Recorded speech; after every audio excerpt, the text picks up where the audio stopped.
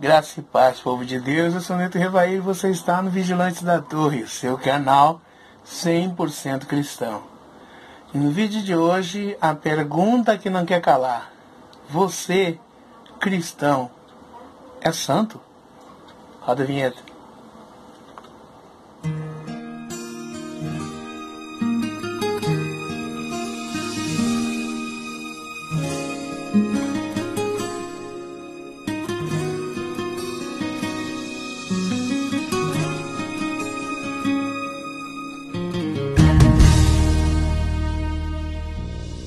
Tem inúmeros textos que nos admoestam a viver como cristãos uma vida de santidade, né?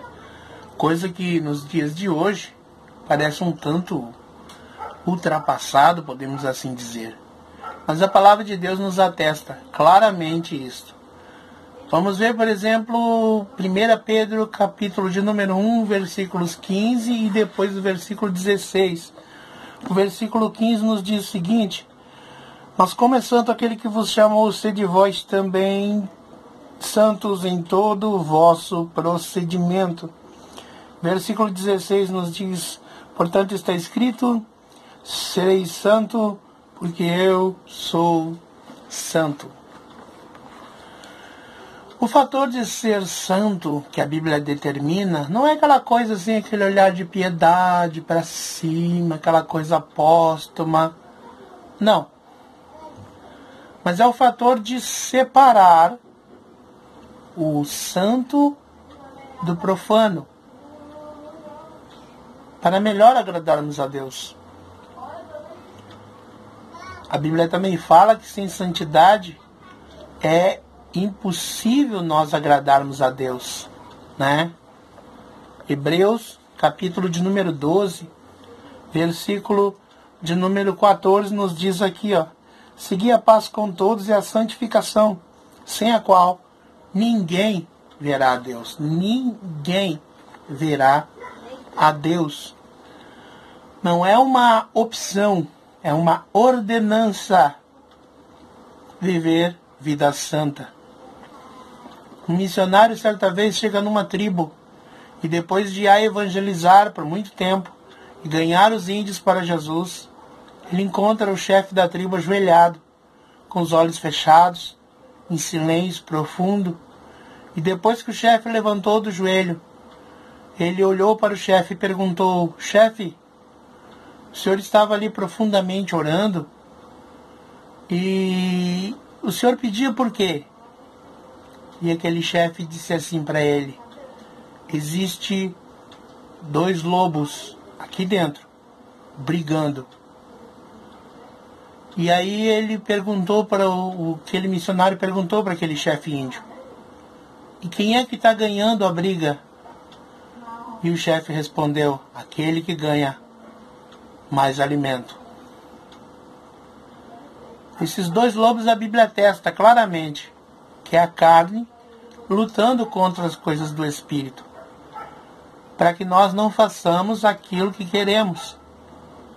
Então, continuamente nós vamos estar dentro desta luta. E para vivermos uma vida santa, precisamos alimentar as coisas do Espírito. No momento que nós alimentamos mais a nossa carne, ao Espírito ele passa a ser mortificado. Logo, as coisas de Deus se tornam penosas para nós. Orar é um suplício, jejuar é uma tortura, ir à igreja é um castigo. Entende o porquê que nos dias de hoje, você convidar as pessoas para uma festa é casa lotada. Em compensação, se você convidar as mesmas pessoas para uma reunião de busca de Deus, na presença de Deus, na casa de Deus, o número já é bem mais resumido. Não é porque elas não queiram ir à igreja, mas pelo fato de que existe uma peleja e um desses 2 lados está sendo mais alimentado, né? A palavra santificação, ela vem do grego agiazo, né? Que significa literalmente isto: separar o santo do profano. A palavra de Deus segue nos falando, 2 Coríntios capítulo 7, versículo de número 1. Todos esses textos eu vou colocar na descrição. Diz-nos assim: ora, amados, visto que temos tais promessas, purifiquemo-nos de toda a imundícia da carne e do espírito, aperfeiçoando a santidade no temor de Deus. Ou seja, santificação ele é um exercício contínuo. Não é algo que eu recebo e permanece, não. É um exercício contínuo. Porque o Espírito Santo, ele primeiro nos converte. João capítulo 16, verso 8, diz que o Espírito Santo convence o homem do erro, do pecado e do juízo. Então, o Espírito Santo primeiro nos converte. Depois, ele começa a tirar as características mundanas de nós, né? No processo de regeneração. Então, ele vai tirando. E esse fator de tirar estas características mundanas de nós, gera em nós o que nós chamamos de luta, né? Inquietação, dores. E aí a gente fica se perguntando, mas no mundo eu não tinha isso. No mundo eu não passava por isso. Claro, porque no mundo você só agradava a tua carne. Então o Espírito Santo vai fazer esse processo de regeneração, ou seja, você era uma peça, imagine-se como uma peça que foi achada no monturo, no meio do lixo. Como uma moeda de ouro de muito valor achada no lixo. O ourives, ele vai ter que pegar essa moeda. Ele vai ter que esfregar essa moeda. Algumas vezes até mesmo esquentá-la no fogo, para que as impurezas sejam queimadas, sejam dissipadas. Esse é o processo de regeneração. Para quê? Para que nós ganhemos, né, por intermédio do processo de santificação, a restauração da aparência de Deus. Ah, mas nós todos somos filhos de Deus. Não. Todos nós somos criaturas de Deus, nos tornamos filhos de Deus quando aceitamos a Jesus Cristo como nosso único e suficiente Salvador. Mediante a este aceitar a Jesus Cristo como nosso único e suficiente Salvador, começam esses 3 processos na nossa vida: conversão, regeneração, santificação, para fazer com que a imagem de Deus, que outrora tinha perdido-se, se restabeleça de novo em nós. E aí então vamos passar a viver vida santa, né, na presença de Deus. Alguém pode assistir esse vídeo e perguntar: tá, mas para aí, só um pouquinho. Paulo disse assim: aquilo que eu quero, eu não consigo fazer, e aquilo que eu não quero, eu faço com facilidade. Então o que é isso? Se até Paulo pecava, por que eu não posso? Preste bastante atenção nos textos bíblicos.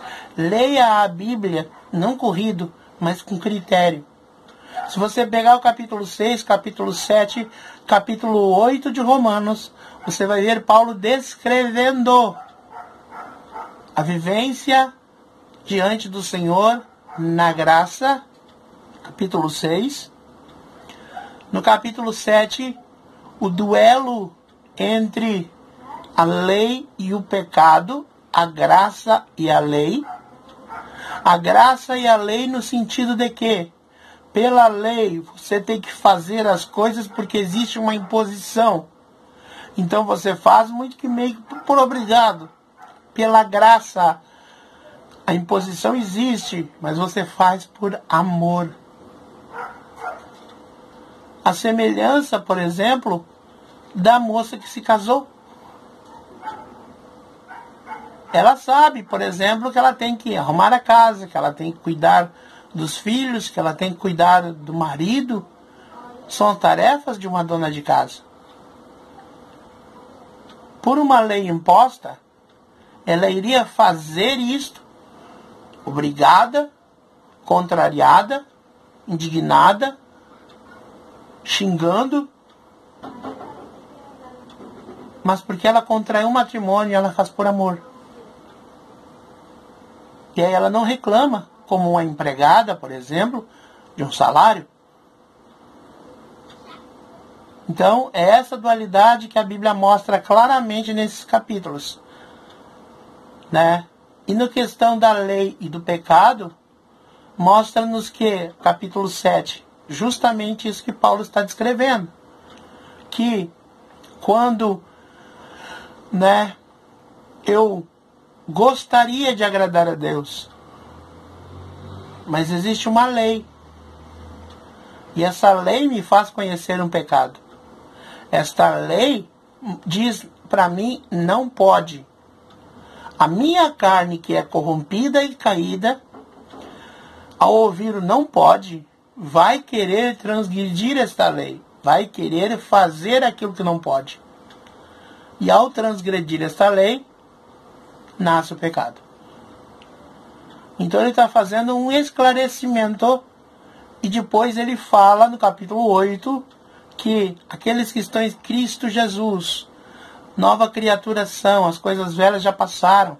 E aí ele faz todo aquele paralelo mostrando no capítulo 8 que o fator de estar na pessoa de Jesus não te deixa livre para pecar, mas te torna um cristão consciente, um cristão atento das tuas responsabilidades como cristão.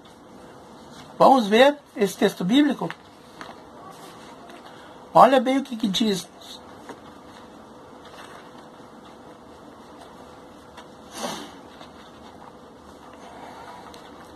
Romanos 8. Portanto, agora, nenhuma condenação há para os que estão em Cristo Jesus, que não andam segundo a carne, mas segundo o Espírito. Porque a lei do Espírito da vida em Cristo Jesus te livrou da lei do pecado e da morte.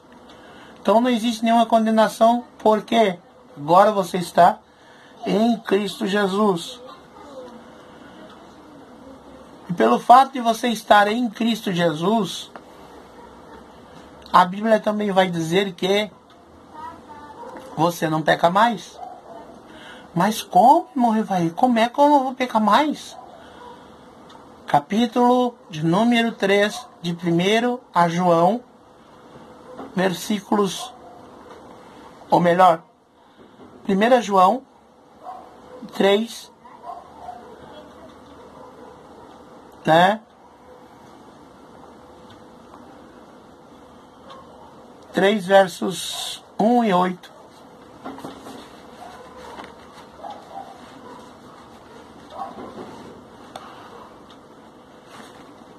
Se eu tiver errado aqui na pronunciação, eu corrijo na edição.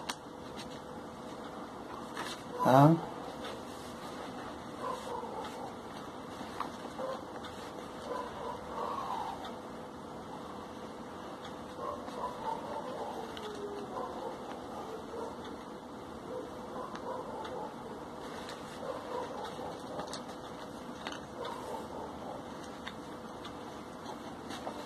É.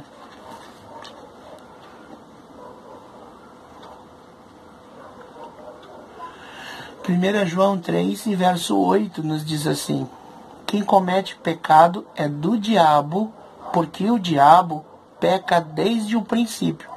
Para isto o Filho de Deus se manifestou, para destruir as obras do diabo. E o versículo 9 nos diz o seguinte: aquele que é nascido de Deus não peca habitualmente, porque a semente de Deus permanece nele, e não pode continuar no pecado, porque é nascido de Deus.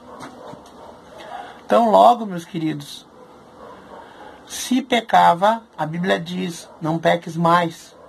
Pecado, ele é um erro de percurso. Você está caminhando. Em vez de dobrar à direita, você dobrou para a esquerda. Erro de percurso. Você vai fazer o quê?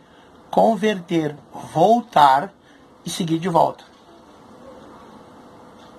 Essa é a vivência clássica e nítida do cristianismo.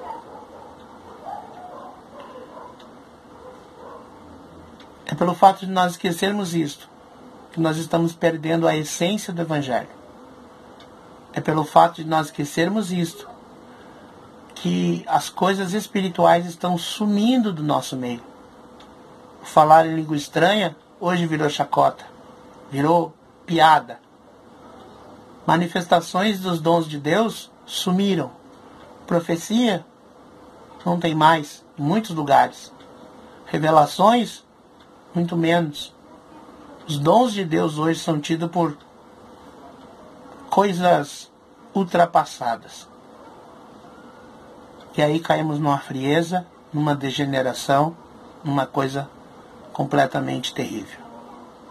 Que Deus nos ajude, nos dê graça e nos leve cada vez mais às águas tranquilas do Espírito Santo e nos ajude a nos banhar e a nos santificar dia após dia. Que Deus o abençoe. Fique com Deus. Gostou do vídeo? Não esqueça, clique, inscreva-se, clica no sininho para receber as notificações dos vídeos e vamos que vamos, postando mais vídeos, né, ampliando o canal. E você aí, divulgue, compartilhe, né,